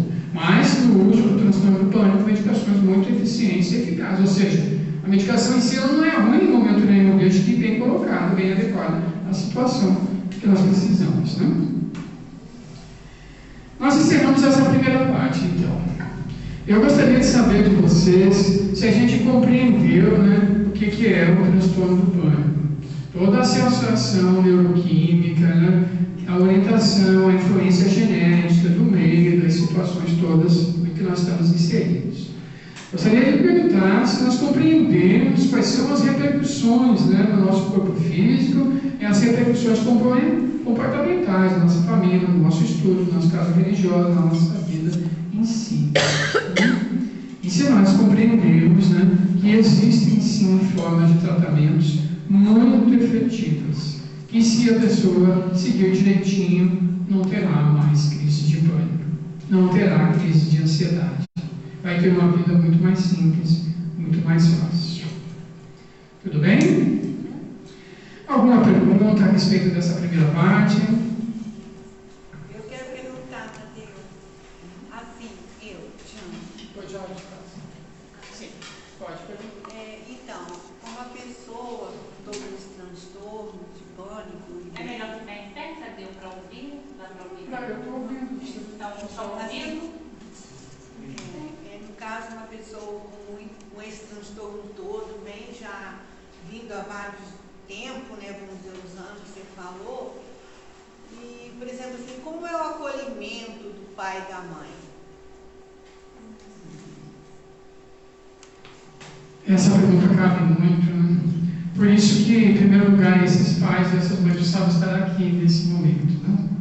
A desinformação, né, que eu falo, o fanatismo que eu falei no início, né? Essa questão de dizer é frescura, porque eu nunca senti nada disso. Quantas pessoas já sentaram na minha frente e falaram isso? Eu achava que era frescura, agora estou eu aqui doente. Então, primeira questão é essas pessoas precisam ser informadas. Esses pais precisam ser orientados para que eles compreendam que isso é uma doença, tal como outra. Que não é porque a filha deles vai enlouquecer, o filho vai enlouquecer, ou que ela é de menos valia e não será capaz de construir as coisas como as outras conseguem. Tirar os mitos, os medos, né, é fundamental, e orientar esses pais a respeito dos recursos que existem. Né? O recurso da psicoterapia, o recurso da medicação, da atividade física e do lado espiritual. Por que do lado espiritual? Nós vamos entrar em seguida nele, porque geralmente, dificilmente, uma pessoa vai estar só com o transtorno sem que não tenha também uma influência espiritual junto, por causa das questões de resgate que nós vamos falar em seguida. Então, a principal questão é a psicoeducação, que nós chamamos de psicologia. Educar esses pais para que compreendam o fenômeno. Se nós não compreendemos a coisa, aí qualquer coisa serve, né? Porque aí qualquer caminho, como falou lá o gato. Por isso, hoje nós trouxemos essa fundamentação para que a gente compreenda o que é isso, não o que a gente acha o que é, ou o que pessoas desinformadas falam que é. Ninguém é menos, ninguém é mais, é só um transtorno. Nós aceitamos uma pancreatite, nós aceitamos um problema no coração, a gente aceita uma deficiência física, mas temos dificuldade de aceitar qualquer coisa que seja relacionada ao nosso psiquismo. Isso, só mais para completar. Conforme você falou que as pessoas perdem a vontade de trabalhar, de fazer aquilo que sabe, e no caso assim, que geralmente na família fica achando que ela está com preguiça. E pelo que você explicou, não é verdade. Ela está realmente doente e bastante doente, porque aí o ambiente não melhorou, está tomando os remédios, vamos dizer, mas o ambiente não melhora. O acolhimento não é, como você falou, poderia estar aqui para aprender. Então, aí a gente fica assim sem saber, né, o que vai ajudar, como ajudar esses pais, como ajudar essa família e principalmente essa pessoa, que muitas das vezes a gente ama muito e quer que a pessoa melhore. Mas é tudo uma base em volta, não é só o remédio, não é o... Sim. Há uma dificuldade para os transtornos psiquiátricos, porque nós não vamos ter quase sempre uma imagem que a gente possa tirar um raio-x, uma tomografia e mostrar, ó, está aqui, é isso. Né? Porque são os neurotransmissores que estão em desarmonia. Então, há essa questão associada. Mas as palavras dessas pessoas que nos falam para nós, né, dentro da psiquiatria, da psicologia, a dor é imensa. Por isso que muitas vezes elas acabam escambando para o suicídio. Só quem já passou sabe o que é não ter força a sair da cama, como elas falam, né? Como um peso imenso, uma sensação de incapacidade. E está tudo bem à sua volta, elas dizem, está tudo bem, meu pai é legal, minha mãe é legal, eu tenho isso, tenho aquilo, está tudo bem, mas dentro de mim não está. Há uma dor imensa. O esforço que eu faço para me levantar da cama é gigantesco, é imenso. Então aquela pessoa levanta da cama, às vezes consegue tomar um banho, se alimenta, faz pequenas coisas. Nós não temos a ideia do enfrentamento que essa pessoa precisou fazer para conseguir aquele simples que nós achamos que é nada, que a gente acha que é preguiça, porque a gente julga por nós. Esse é um dos grandes erros, né? E um grande erro nosso, o maior de todos, talvez, nessa situação, é exigir que as pessoas que não conseguem fazer certas coisas façam de acordo com o nosso entendimento. Mas não? Vou falar até dessa dor imensa aí que você está falando. Fisiologicamente, quando você tem algum problema cardíaco, né, ou que você tem a tendência genética, né, ou até mesmo biológica para o infarto, você tem todos os sintomas, né, a dormência, a dor, né, aquela coisa. Quando já é mais parte emocional, como você está falando aí, aquela dor imensa que você não sente fisicamente, né? Você vem com aquela dor constante, como você acabou de falar. Às vezes a pessoa acha que isso não é nada, mas para a pessoa é. E os sintomas que ela mostra externamente, todo mundo percebe. Tremer, suar, né, ter vontade de urinar, de evacuar, né, aquele nervoso todo. Mas o interno também é muito complicado. E nesse interno muito complicado dessa dor imensa, surgiu esse termo agora de síndrome do coração partido. Né? Não tem nada a ver com a síndrome cardíaca realmente fisiológica. Sim. Não é isso? São as questões emocionais. Exatamente, porque junto do coração nós temos o timo, né? O timo é uma glândula associada ao plexo cardíaco, a um centro de força, e é o centro de força emocional do espírito. Então, hoje tem esse nome, né? Muito apropriado até, porque está associado à glândula do sentimento, ao centro de força do sentimento aqui junto do coração. Então, aquela dor imensa emocionalmente nos dói o coração, nos dói o peito, né? E vem esse termo da síndrome do coração partido, que é muito mais vibratório, né? Nós não vamos ver lá no raio-x, a gente não vai ver no ecocardiograma, mas a gente vai ver se a gente olhar para o indivíduo, né? Essa pessoa que está na minha frente, não um exame, não um fulano qualquer, é um indivíduo que tem uma história toda, uma vida toda. E se eu olho ele holisticamente, se eu ouço essa pessoa, se eu compreendo, se eu exercito a empatia, eu posso perceber essas questões todas. E o que é? Muitas vezes as pessoas nos procuram e com questões que na base é o emocional. Pode ter até uma influência física, mas se a gente trata o emocional, as questões físicas se resolvem também. Você falou isso sobre alguns remédios, mas existem alguns remédios como valeriana, magnólia e outros complementos. Esse aí é válido também? Como é que é isso aí? Medicina alternativa. Infelizmente, na prática, eu não vejo resultados. Tá? Infelizmente, na prática, não vejo resultados. O que acontece? Se você está um pouquinho incomodado, nervoso, com uma coisinha do dia a dia, algo assim, tomar lá uma passiflora, né, uma valeriana, até te ajudar, sim, né, a você dormir. Mas não para uma doença que muda os neurotransmissores do teu cérebro. Não algo que causa inflamação no teu cérebro, no teu sistema nervoso, eles não conseguem agir. Então não vão ter um resultado. Infelizmente, né? Melhor que tivesse. Mas há uma exploração muito grande das indústrias farmacêuticas, principalmente do que chama-se hoje alimentos, né? Porque são considerados alimentos e não drogas, né? Então, produtos alimentícios, mas que não têm resultado efetivo, só para questões muito simples. Uma ansiedade generalizada, esqueça, não vai ter resultado. Para depressão, não vai ter. Para pânico, não vai ter. Infelizmente, não. Porque não consegue atingir aquelas vias serotonérgica, GABAérgica, noradrenérgica, lá do nosso cérebro, que são outras substâncias, tá? Alguma coisa mais? Eu achei, assim, muito interessante aquele raio-x, que a pessoa que tem transtorno de pânico, ela pensa mais de 70 mil, né, pensamentos por dia. E naquele raio-x, a pessoa normal, o cérebro está todo ativo e a pessoa que tem um transtorno atrofiado. Achei muito. E a gente, às vezes, não tem essa pessoa em casa e não trata como que ela esteja com transtorno de pânico. É um profundo. A luta dela para conseguir fazer o que a gente diz nada, quase, muito pouco, é 10 vezes talvez maior do que a nossa para fazer tudo que a gente acha que é capaz. São pensamentos vagos. Pela nossa ignorância, pelo nosso desconhecimento, nós julgamos. Mas a pessoa luta com todas as forças. Por isso, a importância, né, de compreendermos isso e quando acontecer na nossa família, né, pudermos tratar essa pessoa cedo, o mais precoce possível. Porque se nós tratamos precocemente, nós conseguimos normalmente nos 30 anos uma estabilização desses sintomas e você pode até diminuir depois a medicação, em alguns casos até não precisar mais.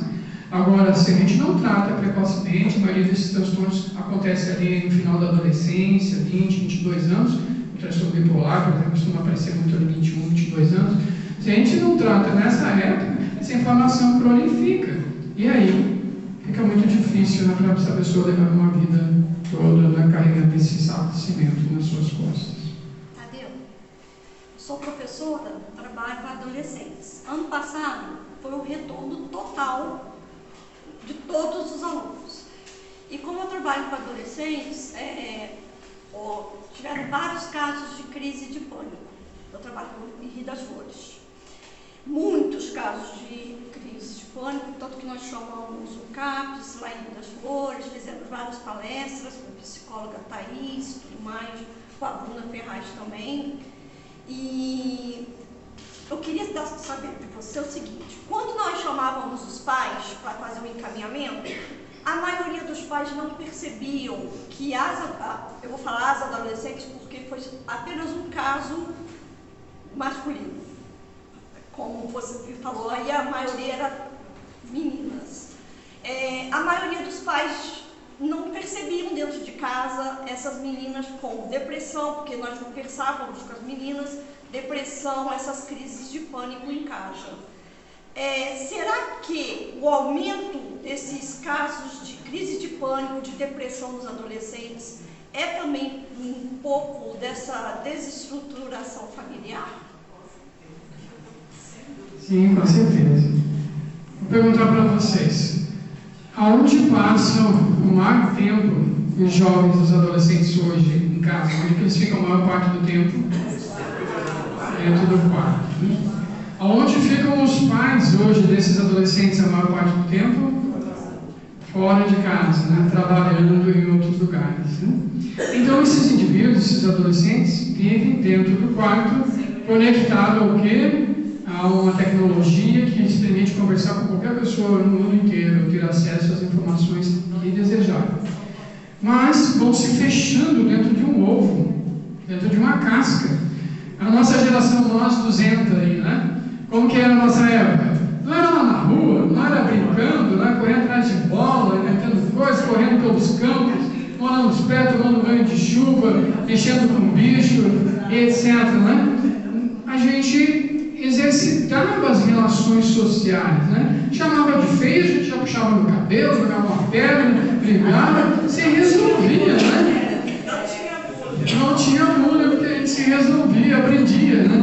os pais ainda diziam, né? Brigou lá, apanha em casa de novo.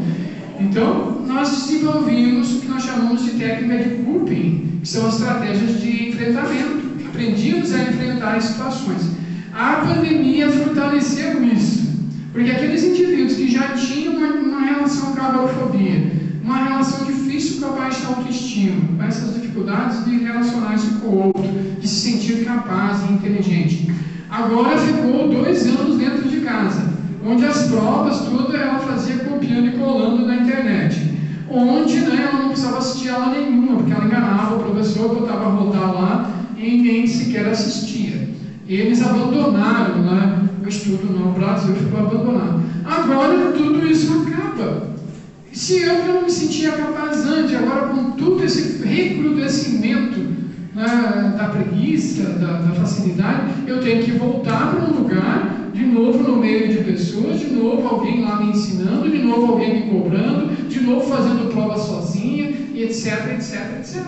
Isso gerou as crises de pânico, E a questão do gênero, mais em meninas, por toda a complexidade, que também é cultural ainda da mulher, porque os meninos, eles dão menos importância a essas coisas. Alguém que chama, seu bunda mole, ele ri, ele brinca disso. Mas a mulher, o nível de quesitos que ela precisa que seja atendido para ela se sentir aceita é bem maior, É o cuidado com a roupa, com o cabelo, com a pele, com isso, aquilo, muitas coisas. Ela precisa desse feedback maior para se sentir aceita e amada, que os meninos não dão tanta importância. Por isso, como a carga é muito maior em cima da mulher, é normal que a mulher sofra mais. Faz sentido isso? Mais alguma coisa? Vou dar uma beliscadinha então aqui rapidinho, nosso tempo infelizmente não vai ser suficiente. E a doutrina espírita, o que ela diz então sobre essas questões todas emocionais? Vamos procurar lá a opinião de Allan Kardec. Quando nós não encontramos nas obras básicas o termo, transtorno do pânico, mas nós encontramos as questões associadas à loucura. E o que nos diz, lá no Evangelho, no Livro dos Espíritos, na introdução, eu peguei essa parte aqui, todas as grandes preocupações do espírito podem ocasionar loucura ou transtornos emocionais. O que é isso? A loucura tem uma causa primária, uma predisposição orgânica do cérebro, que o torna mais ou menos acessível a certas impressões. Não foi o que a gente falou até agora, na parte científica toda? Vocês estão vendo como, falando de ciência, a gente estava falando em doutrina espírita, e falando em evidências, em coisas que realmente fazem sentido. Então, nos diz na introdução do Livro dos Espíritos, todas as preocupações exageradas acabam gerando transtornos. E a loucura tem uma predisposição que nós também falamos. Dada essa predisposição para a loucura, essa se tornará, ou tomará, o caráter de preocupação principal, que então se muda uma ideia fixa. É quando então nós começamos eu vou ter um ataque de pânico, eu não posso sair de casa, repetindo aquilo 1000 vezes, se torna uma monoideia que nós chamamos, é uma ideia fixa, algo ruim vai acontecer, estou sentindo uma coisa ruim aqui, não dormi bem hoje, algo ruim vai acontecer. A pessoa começa a repetir tanto aquilo que se torna uma monoideia, uma ideia fixa, a ansiedade aumenta, as coisas começam a repercutir sobre o seu corpo físico. Ela está desatenta, preocupada, ela derruba lá alguma coisa, ela quebra, ela se queima no fogão, ele bate o carro, e aí diz, eu sabia mesmo que estava tudo errado, eu sabia que ia acontecer uma coisa errada. Mas, na verdade, ela provocou pela insistência, fixação em ideias que são disfuncionais, pensamentos disfuncionais. Entre as causas mais comuns de sobreexcitação cerebral, deve-se contar essas decepções, os infortúnios, as afeições contrariadas, que, ao mesmo tempo, são as causas mais frequentes do suicídio. Olha aqui a gente entrando na gênese agora. E tudo isso aqui são de caráter psicológico, que ele está falando aqui na Kardec fala. Que, então, as coisas mais comuns de sobreexcitação, ou seja, o que desencadeia a loucura, os transtornos emocionais, quase sempre estão associados às decepções, infortúnios, afeições contrariadas. Mostrando, e ele já entendia nessa época, o quanto as questões emocionais, relacionais, sociais e culturais influenciam diretamente diretamente no nosso bem-estar, que vão lá e mudam a produção daqueles neurotransmissores do nosso cérebro. As questões, os eventos de cunho psicológico e social interferem na nossa química cerebral, nos levando ao adoecimento também. Palavras de Allan Kardec. E o que dizem os espíritos, né? Procurei essa questão aqui, na sequência da 372, ele perguntou: não há, pois, fundamento para dizer-se que os órgãos nada influenciam sobre as faculdades? Allan Kardec, então, queria saber se os órgãos influenciam ou não influenciam, ele achava, né, que isso poderia ter alguma repercussão. E olha o que os espíritos dizem: nunca dissemos que os órgãos não têm influência. Têm muito grande sobre a manifestação das faculdades, mas não são eles a origem destas. Aqui está a diferença. Um músico excelente com um instrumento defeituoso não dará ao ouvir boa música, o que não fará que deixe de ser um bom músico. Se nós encarnamos nessa existência com um cérebro com certa predisposição genética para um transtorno, nós não vamos conseguir ter uma plenitude psicológica nas nossas relações, nós vamos sofrer a influência desse transtorno. Mas não quer dizer que seja, né, mau músico, uma pessoa, não quer dizer que seja preguiçosa, não quer dizer que seja uma pessoa sem interesse, desmotivada. É que, se você estivesse nesse momento aqui, utilizando uma lente muito diferente dos seus olhos, você estaria aqui talvez batendo nas coisas ou não enxergando nada.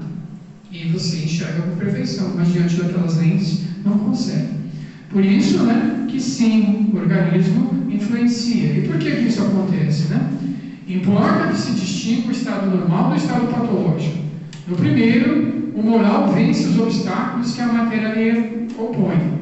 Há, porém, casos em que a matéria oferece tal resistência que as manifestações anímicas ficam obstadas ou desnaturadas.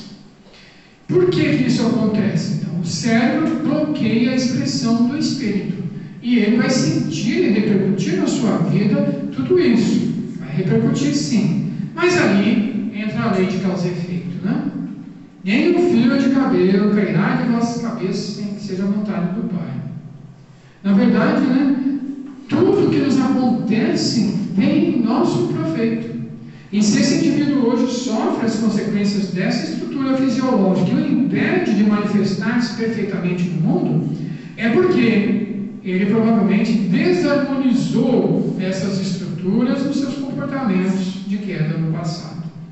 E por estar preso a culpas, por estar preso a resgates necessários, vibratoriamente, né, há uma desarmonia no entorno dessa estrutura. E quando então o perispírito vai modelar um novo corpo, né, ele não consegue construir aquela estrutura em perfeição. E ali vem uma deficiência, como qualquer outra deficiência do nosso corpo, influenciada, projetada por uma mente do espírito reencarnante com um certo desequilíbrio ou com uma certa necessidade. Porque se vivesse com todas as suas potencialidades, talvez fosse o que o levasse à queda de novo, como o levou no passado. E a Joana de Ângeles, que eu trouxe trazer um pouquinho aqui do espírito psicólogo, né, que tem nos ajudado tanto nas suas obras, ela psicografou uma mensagem em 2016 pelo Divaldo, lá em Portugal, onde ela fala especificamente do transtorno do pânico. E olha só o que ela fala. Graças aos avanços da ciência médica nas áreas das doutrinas psicológicas, o mal pode ser nivelado com assistência cuidadosa e tranquila. Trata-se de um problema sério que merece tratamento especializado, tanto na área da psicologia quanto da psiquiatria, mediante os recursos psicoterapêuticos a serem aplicados, assim como os medicamentos específicos usados para a regularização da serotonina e dos outros neurotransmissores. Percebe por que eu fiz toda aquela fundamentação científica antes?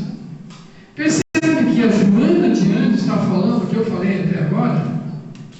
Eu espero que isso seja suficiente para os amigos acreditarem, tá, de que sim, nós precisamos da ciência para nos tratar.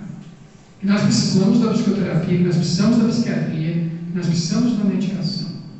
Ela não fala nada nessa carta que esteja fora do que a ciência nos diz hoje. Mostrando, né, que tudo vem para contribuir, para associar para um fim de cuidado a nós outros. Que então deveríamos afrouxar as nossas defesas, as nossas guardas a respeito disso. Ela ainda insiste dizendo: sucede que em todo problema na área de saúde ou no comportamento humano, o enfermo é sempre o espírito que se encontra em processo de recuperação do seu passado delituoso, experienciando as consequências das emoções infelizes que se permitiu praticar antes do berço atual. Aqui está a resposta. Por que nós adoecemos? Por que temos uma crise do pânico? Se vocês forem ver pela internet, vocês vão encontrar pessoas escrevendo e falando: a crise do pânico se deve porque na experiência passada você teve um desencarne violento. Aí guardou a memória daquilo. Não acredito, meus amigos. Não acredito. Porque o que gera bloqueios e traumas em nós não é exatamente aquilo que a gente passa. Porque aquele acidente, nas condições piores que possam ser, já era um resgate. Né? Já era um resgate. Ou seja, o que você tinha causado.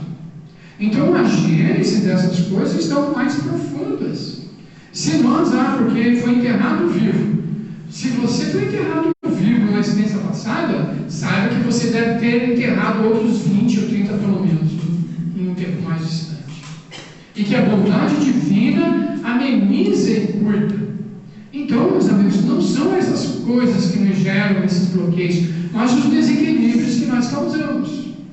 Sobre a síndrome do pânico, especificamente os ataques de pânico, eu um dia tive uma intuição numa viagem lá no sul, quando eu estava voltando para casa, me surgiu a ideia, né, intuitivamente, do que acontece. E veio de uma fala do meu sogro, lá está muito aqueles javalis por lá, né, destruindo as plantações.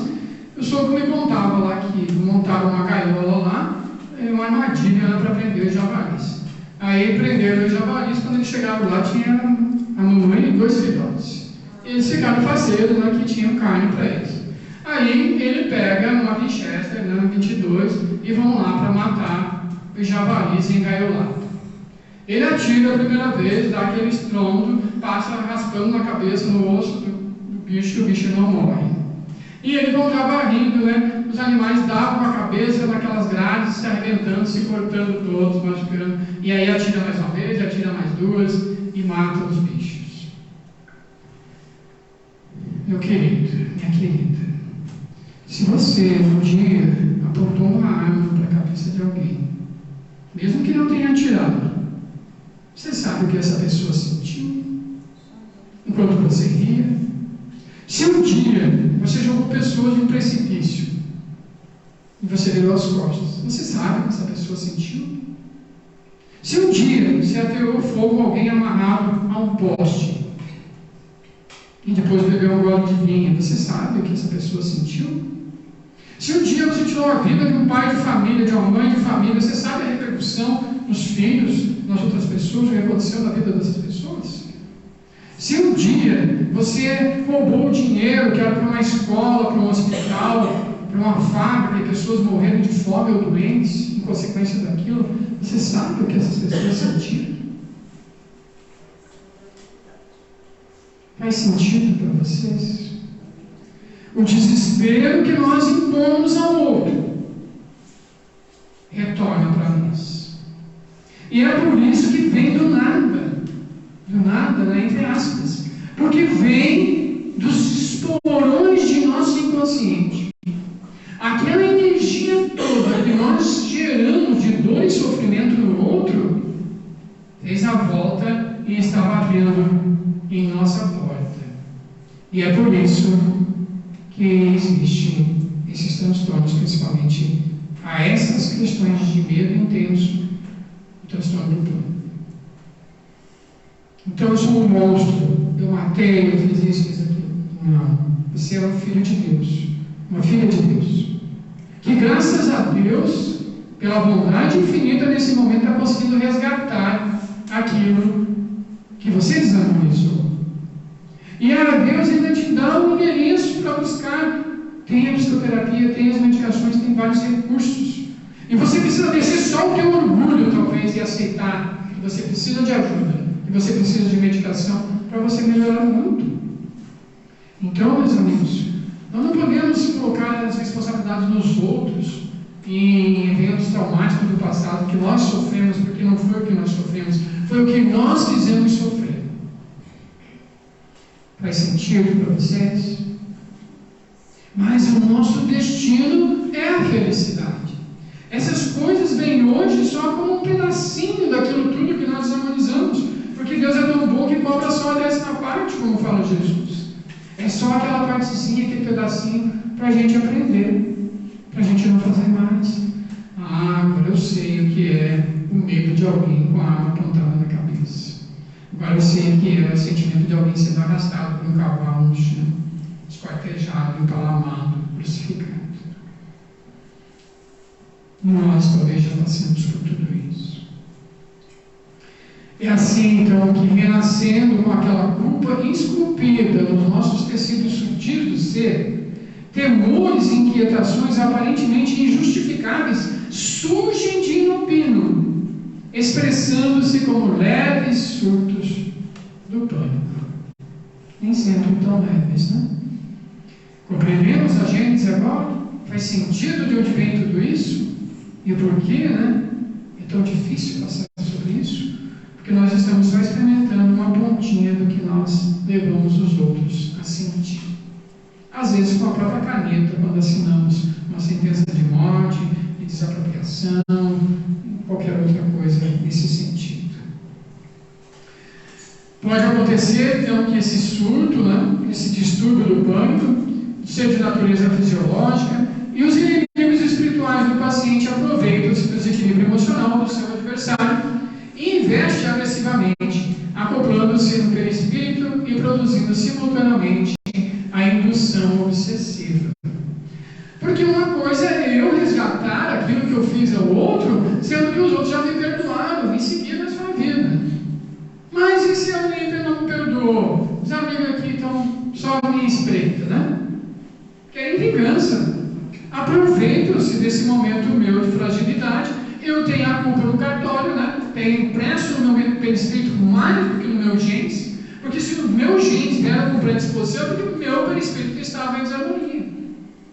E aí engrossa o caldo, né? Porque está lá o transtorno e mais a influência dos infelizes, dos nossos amigos, tentando nos induzir ao suicídio, à queda, ao sofrimento. Há tantas outras coisas que podem acontecer depois. Em consequência, por haver gerado animosidade e ressentimento às suas vítimas, que o não desculparam pelas atitudes perversas que lhe padeceram, retornam para o impositivo das afinidades psíquicas e morais, estabelecendo conúbios de vingança por intermédio das obsessões. Aí nós fechamos esse ciclo, né? Da nossa consciência culpada, da desarmonia psíquica, desarmonia vibratória, repercussão genética, expressão dos sintomas que brotam do inconsciente e ainda, né, a complicação com as forças, com as influências dos nossos amigos espirituais. Teria mais algumas falas aqui da Joana, mas vou encerrar porque eu acho que a gente já atendeu a isso, né, o principal desse entendimento. Faltou alguma questão que eu não completei, alguma pergunta a respeito dessas questões espirituais? Essas questões espirituais que afetam, junto com os remédios, tem casos que o médico fala que a depressão ou transtornos de ansiedade generalizada, eles não têm cura definitiva, não é? Eles são situações recorrentes. Você toma medicação, passa um tempo, alivia, mas pode a qualquer dia no fim e tudo de novo, né? Sim. Aí que nós temos nas depressões recorrentes, né? Temos aquelas mais difíceis de trato, né? Temos pessoas que vão levar 100% e nunca mais ter nada. Temos pessoas que vão ficar bem por anos, daqui a pouco retornam. Temos pessoas que precisarão a vida inteira e com melhoras parciais. As gradações são infinitas, porque são diretamente relacionadas às nossas responsabilidades, Por isso que muitas vezes, né, não acontecerá a cura. Mas, vejam bem, quem é que nós queremos curar de verdade? Qual é o objetivo da cura? Para quem? Para o espírito, né? Então, mesmo aquilo que, entre aspas, não dê certo, mas que eu insisto, que eu procuro, que eu invisto, que eu trabalho, que eu quero ser útil, que eu contribuo lá na casa espírita religiosa, qualquer uma que seja, onde eu procuro fazer a minha transformação moral também, onde eu procuro aprender novos conhecimentos. Eu tento entrar nesse mundo do conhecimento das consequências dos nossos atos no mundo, vou aprendendo, me amansando, em vez de prejudicar, começo a auxiliar, começo a participar de grupos de estudos, vou contribuindo com as minhas forças, com as minhas vibrações, fazendo toda uma mudança imensa, né, no meu interior, que vai repercutir no meu exterior, e daqui a pouco aqueles obsessores, aqueles amigos que a gente prejudicou tanto, estão sendo atendidos por nós mesmos, né, em um lugar ou outro, ou os filhos destes, e nós vamos nos curando. Porque a cura verdadeira é a cura do espírito. E nós queremos, às vezes, com o remedinho, curar existências e existências de desequilíbrio. Nesse sentido, a medicação não funcionará. Ela vem para nos ajudar, para nos auxiliar diante de toda uma mudança de atitude, né, de renovação nossa interior. Não teremos aquele remedinho mágico, como tantas pessoas nos procuram, né, tendo um remedinho mágico que resolva tudo e não precisa fazer nada. Né? Não vai funcionar nem para pressão alta, nem para colesterol, nem nada. Tudo tem que ter uma parte, tem que ter uma contribuição sua. Por isso, né, que nós precisamos fazer a nossa mudança, a nossa renovação de atitudes. E essa cura, às vezes, não é uma existência só, né? Porque criamos existência, o problema, agora temos que resolver em alguns anos. Essa questão que o Rui está falando aí, a gente não economizando ações no bem, esses infortúnios todos que nós temos, até pelo que a gente já causou em outras vidas, diz até o próprio livro, né, a espiritualidade, elas poderão ser suspensas temporariamente, ou dependendo das suas atividades, elas poderão ser retiradas definitivamente. E depende de quem? De nós. Somos capazes? Sim, muito bem. Gostei muito desse programa. Totalmente capazes, né? Por isso estamos aqui discutindo sobre isso. Temos a coragem de enfrentar e saber que somos todos espíritos endividados, mas com boa vontade e propósito do bem na mudança nossa. Não para o hoje, para o agora, pois temos a eternidade inteira para fazermos isso, né? Muito obrigado, meus queridos, pela atenção de todos. Tenham um bom retorno à casa, uma ótima semana. Que Jesus abençoe a todos. Agradecemos ao Tadeu, mais uma vez, pela gentileza, pela dedicação com que ele sempre atende, assim, as solicitações de estudo. Obrigada. Tadeu é um querido amigo, e nós sabemos que esse assunto é um assunto que mexe com as nossas emoções, porque nós somos espíritos num processo de evolução. Nós estamos num processo de evolução. Nós estamos em aprendizado. Somos alunos matriculados numa escola. E como alunos matriculados numa escola, nós não vamos aprender tudo numa única série, num único ano. Mas nós temos que fazer dessa série em que nós estamos matriculados o melhor possível. O Tadeu trouxe aí as reflexões muito oportunas, como é que a medicina vem aí para nos auxiliar. Então, nós somos alunos matriculados na escola. Sabemos que nós estamos numa série, mas que depois dessa série, nós seremos promovidos à série seguinte. Ora, para nós sermos promovidos para a série seguinte, nós temos que fazer o quê com esta nossa série? O melhor possível dentro das nossas possibilidades. Cada encarnação é um presente, ainda que a gente venha com todas essas capenguices, cai daqui, levanta, mas cada encarnação é uma oportunidade bendita que Deus nos dá para que nós possamos ir nos drenando de muitas experiências negativas que nós imprimimos no nosso psiquismo. E aí, como o Tadeu traz muito bem, né? Como é que a medicina, como é que a ciência, ela vem aí para nos auxiliar a vencermos? Porque é fácil? Não, é um desafio.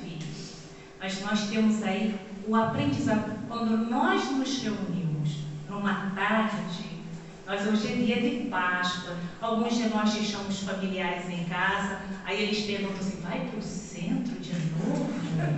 Aí a gente sai de fininho para ninguém ver. Mas por quê? Porque nós queremos aprender, porque nós queremos a mudança. Hoje é um dia muito significativo dentro do cristianismo. A história da humanidade é o dia da mudança. Então nós estamos nos abastecendo, é um processo também de conhecimento para nós aprendermos a lidar conosco, com os nossos limites, mas da melhor forma possível. Agradecemos mais uma vez o nosso querido amigo Tadeu, agradecemos a presença de todos que aqui se encontram na casa de Joana d'Arc. Espiritualmente falando, nós estamos diante de amigos invisíveis que têm conhecimentos superiores, que têm uma ciência muito avançada, capaz de também de nos trazer, que são várias linhas de frente de tratamento. São os tratamentos da espiritualidade superior. Então, todos nós estamos sendo tratados de acordo com as nossas necessidades. Nós temos que recorrer ao tratamento da matéria. Nós estamos na matéria? Sim. Mas nós somos espíritos. Esse espírito aí está muito... Nós somos espíritos, criados à imagem e semelhança do grande Pai. Então, nós estamos aqui navegando, estamos no barco, aí navegando em mar alto, parece que o barco vai sossobrar, parece que a gente não vai dar conta, mas o nosso timoneiro é Jesus. Nós, no próximo domingo, hoje nós tivemos o Tadeu, e no próximo domingo nós vamos ter uma outra oportunidade de nos reunirmos desta forma aqui tão agradável, para nós aprendermos. Nós teremos de manhã, às 10 horas, das 10 às 10h30, teremos a nossa reunião pública, Sacudir o Pó. Já sabe que sacudir o pó, você já sabe o que é, né? É mais uma lambada que a gente dá, a gente só vai levar de lambada, né? Depois, na parte da tarde, das 15 às 18 horas, nós teremos aqui o Antônio Guirlinzoni com o meu seminário A Evolução do Princípio Inteligente.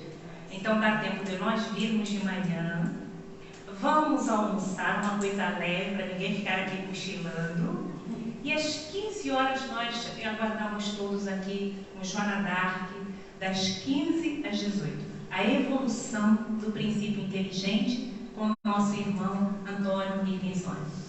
E nós pedimos então, para encerrarmos, depois da prece nós teremos um lanchinho fraterno. Espírita gosta de um lanchinho. Afinal de contas, nós estamos na matéria, não é, Tadeu? Se estamos na matéria, nós precisamos usufruir. Então, nós teremos um lanchinho fraterno. A Denise vai fazer a nossa prece de encerramento e uma semana abençoada para todos.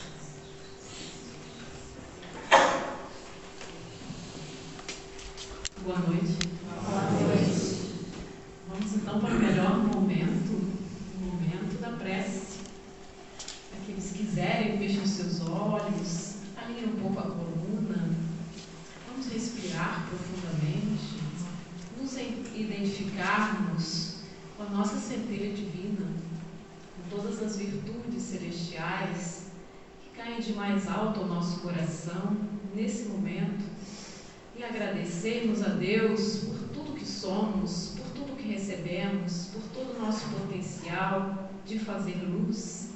Assim ensinou o nosso Mestre, dizendo: vós sois deuses, podeis fazer tudo que eu faço e ainda mais. Vamos então orar a esse irmão maior, o nosso amigo Jesus, que nesse dia da Páscoa é celebrado entre os cristãos, o nosso querido amigo que nos orienta, que nos inspira a sermos como Ele, a sermos cada vez melhores, não deixando que nossas mazelas do passado, nossas dores, comprometam essa nossa força interior. Vamos orar aos benfeitores do espaço, que vêm a essa casa de Joana d'Arc tão misericordiosamente para nos ofertar o bálsamo de luz, aquele remédio que nos há de curar, aquela força que nos há de sustentar, aquele impulso vibratório para o nosso pensamento, para nos elevar, nos dar coragem para agir. E então pedimos ao nosso anjo guardião, aos nossos protetores espirituais que estejam conosco neste momento. São então as comitivas dos médicos do espaço, dos tarefeiros do bem, dos enfermeiros, que vêm distribuindo as bênçãos divinas da cura e da paz a cada coração. Então visualizem que esses irmãos do espaço estão nos acolhendo, nos abraçando, curando nossas dores, incentivando, trazendo o lenitivo, trazendo a paz aos nossos corações. Mas não vamos esperar que eles façam todo o trabalho. Vamos também nós nos elevar, erigindo no nosso coração a confiança, a certeza, o grandioso amor que Jesus veio exemplificar ao mundo, a compaixão, o amor sublimado, o amor por todas as criaturas. Vamos permitir que o nosso chakra cardíaco, no meio do peito, se abra e possa se unir, vibrando nesse sentimento, a compaixão, o amor grandioso de Deus por nós. E assim nós fazemos luz no nosso ser, permitimos que a centelha divina venha brilhar, permitimos que as nossas vibrações se unam em pedido a todos aqueles que nos venham ao pensamento, sejam aqueles que estão doentes nos hospitais, sejam os que estão nos manicômios, os que estão em solidão nos seus próprios lares, os que sofrem pelos transtornos e não têm coragem de buscar ajuda. São tantos os que sofrem, mas também é tão grande a força de Deus no nosso coração que nós agora nos unimos, formando essa grande vibração amorosa, auxiliados, impulsionados pelos amigos do espaço. Vamos então projetar a todos os que necessitam a nossa luz, emprestando um pouco do nosso amor para aqueles que mais precisam. Que Jesus nos abençoe hoje e sempre, que estejamos com a paz do Cristo em nossos corações. Graças a Deus, vão em paz e que tenham um excelente final do domingo e uma excelente semana. Assim,